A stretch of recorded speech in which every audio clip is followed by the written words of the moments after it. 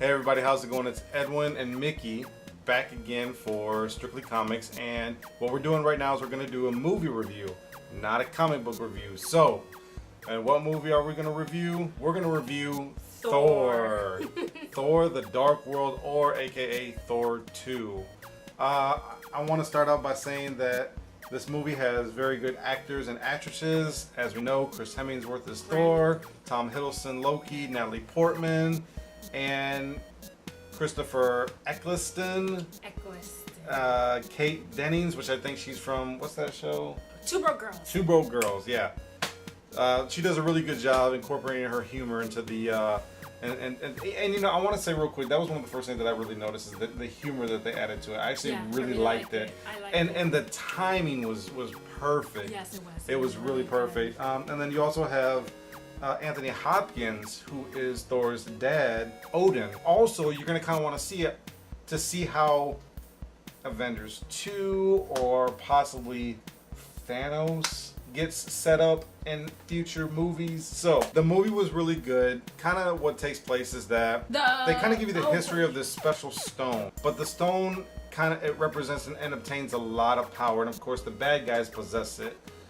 In the beginning, you see fight scenes between Asgardians and these bad guys, which I kind of forgot who they are. I'm sorry, you guys. The Dark Elves. The Dark Elves. There you go. The Dark Elves. Well, what happens is that the stone, which gives the Dark Elves, think of like the Matrix and Optimus Prime. The stone is called the Ether. It gets hidden from the Ether. Gets hidden from them over centuries and centuries, and it all of a sudden resurfaces. And Natalie Portman finds it, and it actually kind of goes inside of her. And Thor is trying to protect her, trying to figure out what's going on, and the Dark Elves know that it's in her, and then they're trying to get her so they can get it out of her. Yes, and the premise of the story is that the Dark Elves always wanted the universe to be consumed by darkness, and that was their mission, and that was their goal, and that's their nature, really. And that's all they wanted, just darkness in the universe. And so Thor's grandfather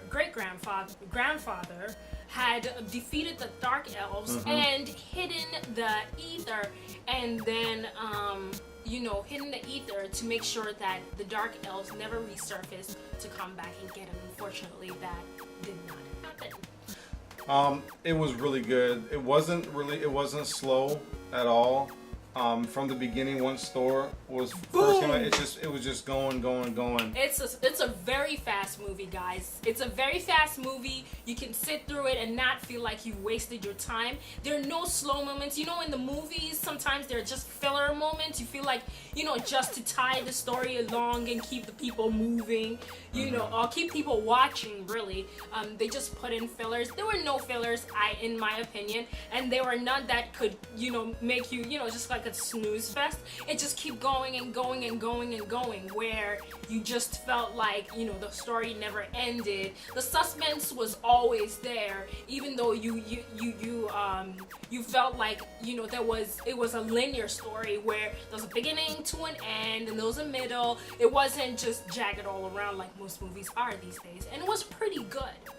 And the guy who played Loki did a really good job. Awesome. I was like, and there's some things that happen with Loki, and this is spoiler free, so we're not going to spoil for you guys, because he does such a good job, and he's kind of in and out there towards the end. I won't really say what happens, but he did a really good job. I want to tell you guys so bad. Don't.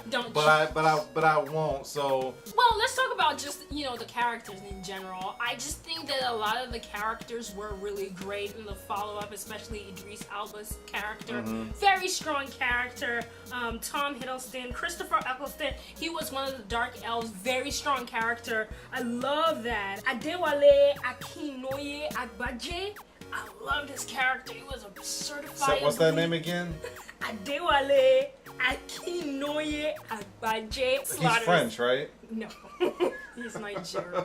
Okay, yeah, I'll say this all across the board. The actors and actresses did a really good job. Phenomenal. I just need to talk about how the badasses were certifiably badass. effects. Like, you couldn't do nothing to them. I loved it. It was really great. I loved also the special effects were amazing. The ideas, the art in the special effects alone. You see the creatures and all that kind of stuff. You're just like, and the spaceships too. And the spaceships I got were kind of amazing. I got kind of like a Star Wars feel to it. To you be honest could have with you. gotten a Star Wars feel to it, but I just think it was really creative. And it wasn't like too Star Warsy. It was just the moments of when the spaceships were flying around that it kind of reminded you of Star Wars. Just a little bit, the motion, Yeah. the way they fought and stuff. I also really liked Thor's mom, who was played by Renee Russo. I loved her. She was a certified badass, not a damsel in distress. Think the Queen off of 300.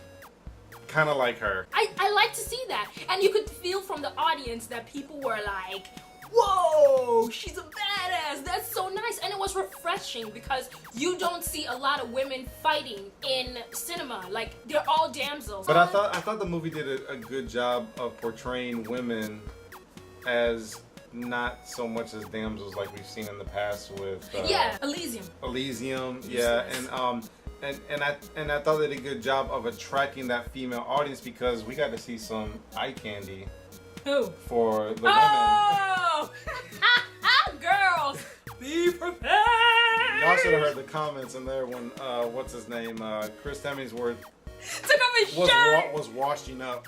He took off his shirt. That was just fan favorite. That was for the ladies. Strictly for the ladies. All the girls just passed out. You just hear a swoon. Some woman goes, Jesus. But overall, the movie was really good. I want to say that I highly recommend it. Even if you're not a Thor fan, if you're a Marvel fan, or if you're just a fan of the movies that Marvel's putting out right now, I say go see it. Yeah. In comparison to Thor 1, I want to say it was probably just a little bit better than Thor 1. Thor 1 was good, but that downside to me to Thor 1 was I think that in production they didn't really know what they were going to get. So I think that they withheld a little bit from special effects, hence making Thor powerless. That's just my opinion. I could be wrong, and I think they felt kind of safer with this one, so they kind of went all out a little bit. I thought with special effects this time. In my opinion, compared to Thor 1, I would put them on the same level. Yeah. It was action packed. It was a very fast movie. I loved the acting, everything, but I would put them on the same level. And for acting, it was great. It was great, but there was not much to hold on to. So I would give them to a 3.5 out of 5. 3.5 out of 5? Yes, sir. I would say I would give Thor: The Dark World a 4 out of 5. Okay. It's pretty solid, and also it was unpredictable at times, especially with Loki. He's kind of like a master of illusion, and even with the whole plot of how to how they went about trying to destroy the Dark Stone Elves the first time, just totally threw a curveball. That was really awesome. That was awesome. I didn't even see that coming. So you think like typical Loki, but then all of a sudden, we won't spoil it, but don't spoil they it, did a please. really good job. The writers did a really good job. Highly recommend this movie. If this movie was out during the summertime, it definitely would have been a blockbuster hit. But I think coming out near Thanksgiving, I think it's still going to do really, really well. So 4 out of 5 and a 3.5 out of 5. 3.5. Let us know what you guys think if you saw it. Thank you so much again for checking us out for this Strictly Comics movie review. Don't forget to like, comment, subscribe, share this video with your friends on your Facebook. We'll really appreciate it. Also, I'm still doing my comic book giveaway. So if you don't know about that, check out my last 3 to 4 videos. You can find all the details there. I'm not going to go through it right now. Right. But I'm giving away the entire Death of the Family, 26 comic books, or your pull list up to 10 issues for November the 20th. If you win this contest, go ahead and enter. I'll leave a little bit of details down below, but just go back a couple, 2 or 3 videos, and you'll find out all the details about this comic book giveaway, 100 subscriber giveaway. All right, you guys, thank you so much. Keep God first in your life. Enjoy your comic books and your movies. God bless you guys. We're out of here.